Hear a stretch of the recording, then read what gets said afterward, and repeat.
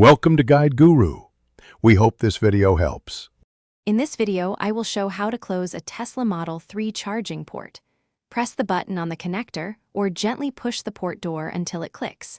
Make sure the car is unlocked and charging has stopped before attempting to close the port. If the door resists, try unlocking and relocking the car or using the touchscreen to stop charging. Always avoid forcing the door to prevent damage.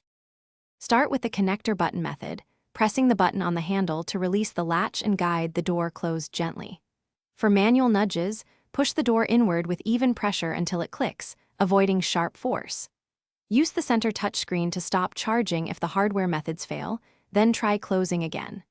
If problems persist, inspect for debris or contact Tesla service for assistance to prevent bending or electrical issues. If the port door won't close, check for ice, dirt, or debris that may block the latch and gently clear it with a soft cloth.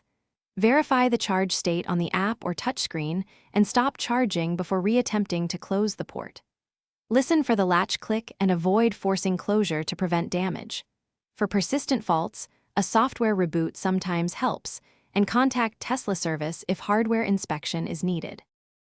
Thanks for watching. Consider subscribing if we helped you today.